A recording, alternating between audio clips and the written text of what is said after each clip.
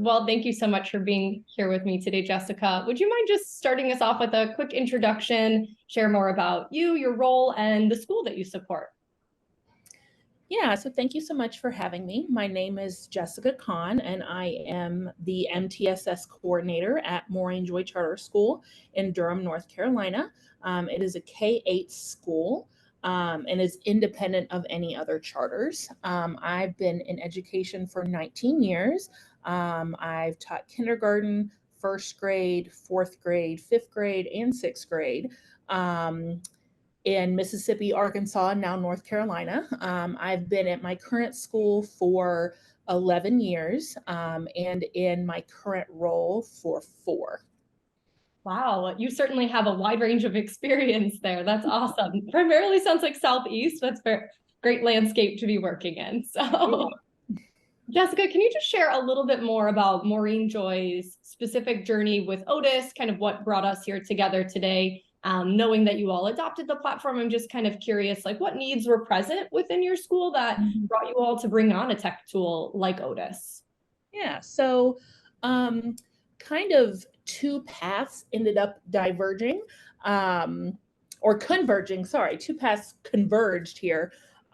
So the program that we were using as our grade book said that they were no longer going to provide gradebook support. So we had an immediate need in that area, in that we needed something that functioned as a gradebook. And I had also been pushing for about a year prior that we really needed a data system that was different than what PowerSchool would provide, a way to look at students more holistically and being able to look at their data and their past data. And so really it was born out of, oh, we need this grade book. And so the assistant principal at the time, she set up a meeting with Otus and she asked me to join. And as they were sharing more about the platform, I was like, oh, this crosses off like the things that I am looking for as the MTSS coordinator.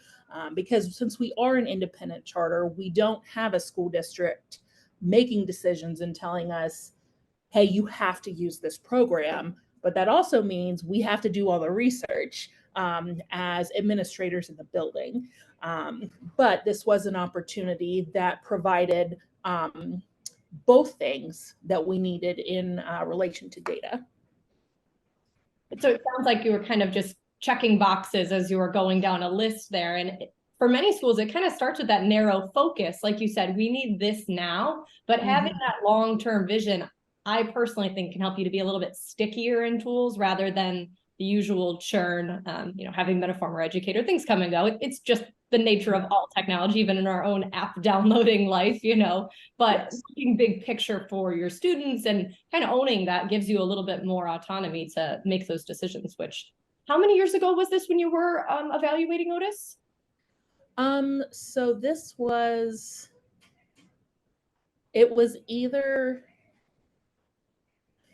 the summer between the 2019 and 2020 school year and the 2020-2021, or between 2021 and 21-22. Honestly, for most people, that time is probably a blur. Is kind of a blur. I don't remember what school year it was.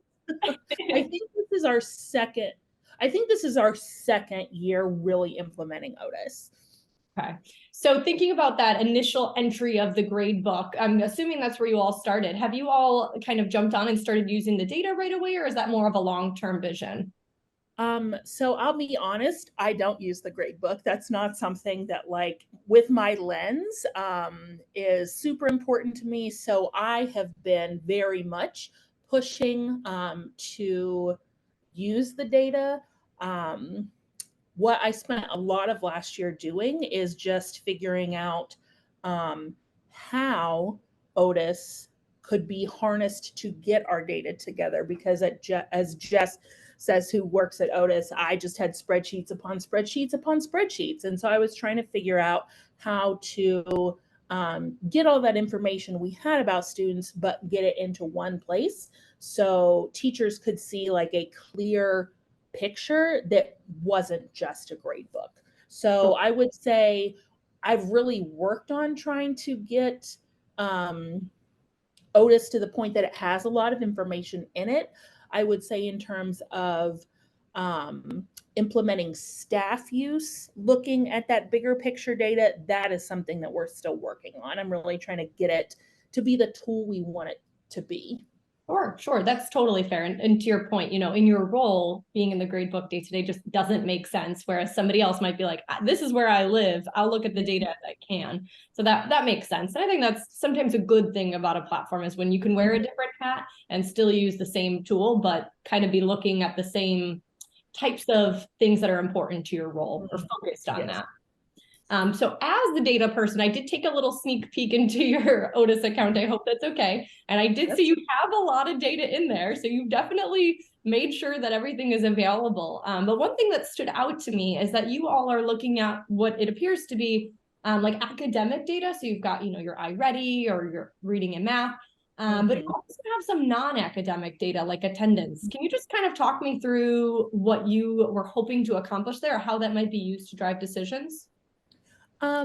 So we have a really robust attendance intervention team. It's no secret that attendance has become even more of an issue across the nation for educators as we've returned from online learning. So I thought it was really important to get the attendance in there. So the attendance team also is looking at the whole picture of a student. So it's not just about, hey, your child needs to be in school, but hey, your child needs to be in school.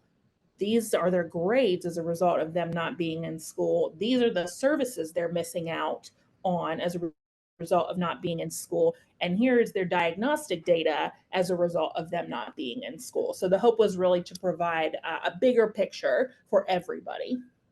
Wow, what a powerful way to present that information to the team. Just kind of the information is all there. As you said, you were the spreadsheets upon spreadsheets, but when you connect the dots like that, I imagine that really changes the conversation. Look at how the dominoes have fallen for this student because of this. So, yes, and unfortunately, we do have, especially a lot of middle school students who, over the course of their educational career, have had a very high amount of absences, and it shows when you're in 8th grade and you still need phonics intervention. yeah.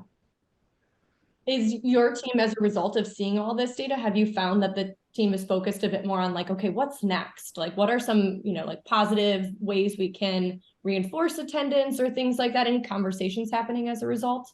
I definitely wouldn't say that we have great answers. We still have quite a few students who are struggling with coming to school for various reasons, but I am able, as I am also the person who coordinates all of the intervention that happens outside of students who have IEPs. I'm also able to look and see, what does this attendance look like? What does their progress in intervention look like? And I think, as I mentioned earlier, just being able to have much more specific conversations with parents rather than just saying, you need to come to school, your kid needs to come to school, they need to be on time, they need to be on time. And really trying to get parents to understand the impact of students not being in school. I would say that's really been our biggest push. We are our school has about 600 students. And we have a lot of families who are, you'd almost call it generational. So they're,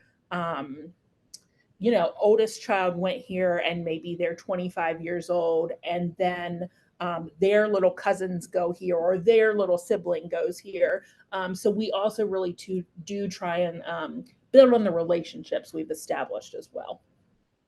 Yeah, I mean, having that information and being able to present it that way makes perfect sense. I feel like that's really the first step, right, to getting that buy-in of hey, this is what we're seeing, but look at this for yourself. And that's so got to be so powerful for those conversations rather than kind of dancing around it. Yes, we all know we need to be in school, but here's why, like, and here's the direct impact on your child. I know that you are the MTSS coordinator. Sounds like you're spearheading a lot of great work. Can you talk more just really what does MTSS mean to Maureen Joy School? And then just share a little bit more from an implementation standpoint, what that looks like. So I would really say like the key thing whenever anyone asks me this question is about removing as many barriers as we can for students in their path to learning. And those barriers are going to look different for every student. Maybe one student, there aren't really any extra barriers. They make progress with what instruction they get in core one or core teaching.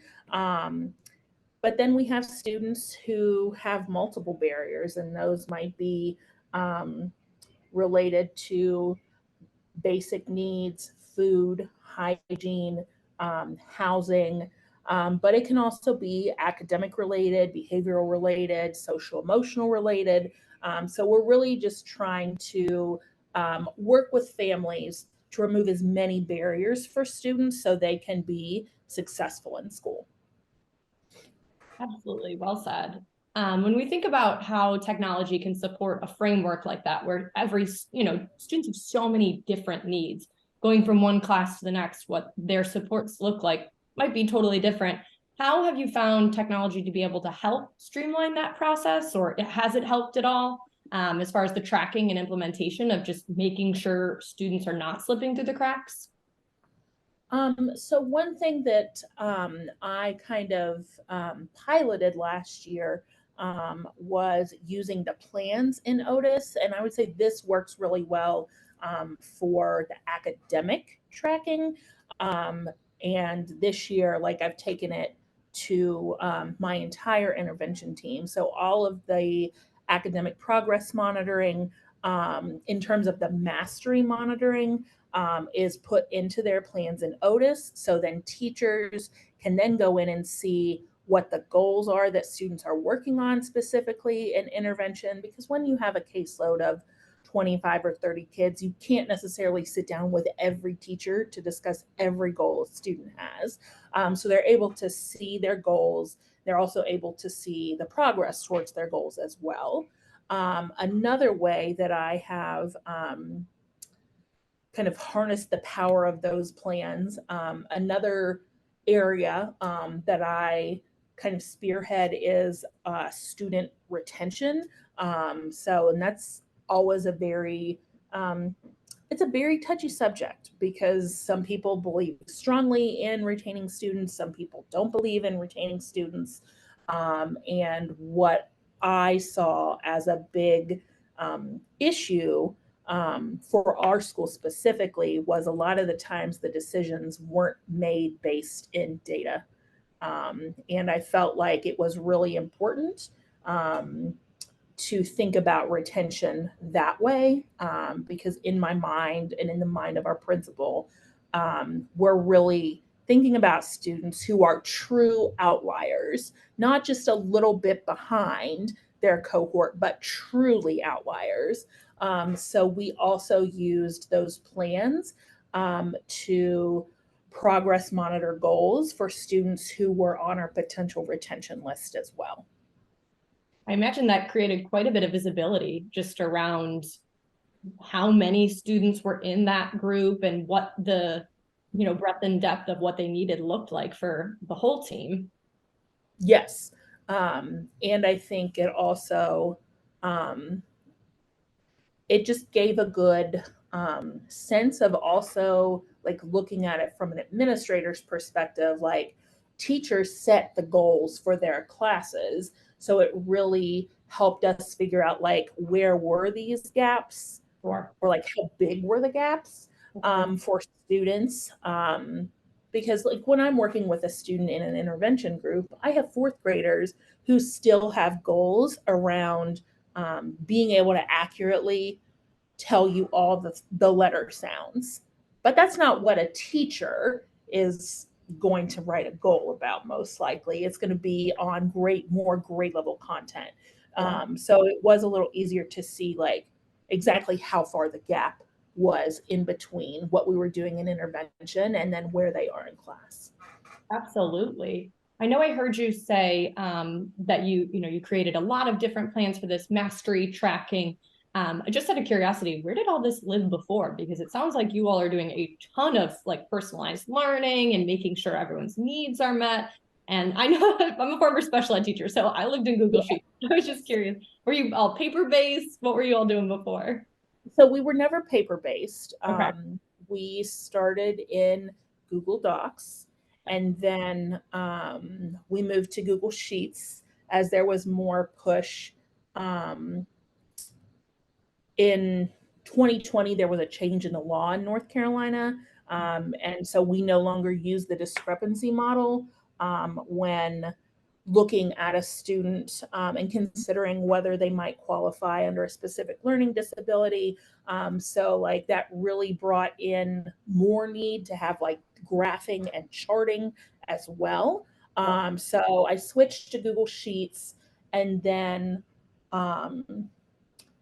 I probably midway through the year last year decided to take my tracking to Otus to see how it went. And was really excited to see that it'll provide a graph of all those points in the plans as well. And so then the whole team now is using Otus to track that data. We have to do other progress monitoring through Dibbles, and we use the Amplify system for that because it doesn't really like totally fit, and Amplify will do a lot of things that if we were in a referral situation, the school psychologist would need to see. But our mastery monitoring goes totally into Otus. But we've come far since our first data tracking sheet. It definitely sounds like you all have made a ton of progress. Just thinking about all those different teams and all these different people who are using this data, and then even down to like the students and families. I'm curious, do students like see their plans ever? Do families ever see their plans? How does that work? Or is it more just the team relaying it? How's that communication? So we don't. We actually just had parent conferences for the end of Q1 last week. And a big part of those conferences is sharing when students have an intervention plan. We don't share it specifically in Otus, but the goals that are in Otus are essentially put into a letter for families. We have a great deal of families who English is not their first language. And so we needed the ability to be able to communicate in these other languages to families. And so being able to provide that letter, we're able to do that in the language that the family prefers. Absolutely. So it sounds like Otus is the internal communication tool, and then you all are doing what's right by each family to make sure they get the same information in a way that's digestible. Yes. That makes sense. Just curious, it sounds like you all have covered a lot of ground with your MTSS processes, but any like big goals or plans for the rest of the school year that you hope to see, come to fruition with your processes? Yeah, it's not necessarily related to Otus, but in North Carolina, there is something called the FAMS, and I don't remember what it stands for, but essentially it's analyzing your school's implementation of your MTSS process. And one thing that we identified last year when we completed the FAMS process was the need for essentially a school improvement team, which we didn't have. And I've worked together with the executive director and the elementary assistant principal because they both came from public schools in the last 2 years. So we have set that up and are starting that this year as a way for teachers and staff to have a voice, and teachers and staff to there's also a program called End a Star that will, you track different data there as well. But I imagine people are going to be coming to Otus looking for data. Sure, sure. I really appreciate how your school's North Star is, it sounds like data. It's like you use this to make decisions, form committees, and, you know, keep things moving in the right direction, and, you know, reassess when it's not pointing you where you need to be. So I just really appreciate how much great work you're doing for your students. It definitely shows. Thank you. Yeah, I just have one quick last question for you here, and then I'll let you get on with your day. I know you're at school. Just out of curiosity, if you were to meet another administrator in North Carolina or elsewhere in your work who was looking at kind of tracking MTSS or having a central data platform, what kind of advice would you give them about Otus, or what would you share with them around just, you know, now that you're on the other side of things? I think the advice that I would give, because we looked at several platforms over the 2020, 2021 school year, is make sure the platform does what you want it to, that they're not saying, oh, this is the platform and this is what it does, but that it also is meeting your needs and there's some level of flexibility. One thing I really love about Otus is there is a level of flexibility. It's not necessarily a one size fits all, in a way that I saw that in other programs. It was like, oh, you have to use the data this way, or it has to look this way. There's room for making it what you need. And I'll say, like, everyone that I've worked with in Otus has also been very open about, anytime I have like an idea or feedback, like they're very open to me sharing that with them. And I feel like in more of a, I guess, big box kind of company or program, you really don't get an opportunity to share your thoughts in a way that feels like it might be remotely impactful. Thank you so much for the shout out. I appreciate that. And I've been here for 5 years, but I used Otus in the classroom. So I would like chat in and share my ideas too. So I appreciate that it still feels that way for you, because that's something that we really, really, you know, pride ourselves on, just listening. And, you know, the people who use the program are the most important people, because they're the ones working. So we appreciate that. And I've spent a lot of time with Jess and Michelle last year talking through ideas, how we could make this work. If it wouldn't work, like what could we do to like come up with a way to make it work. So I will say, like, the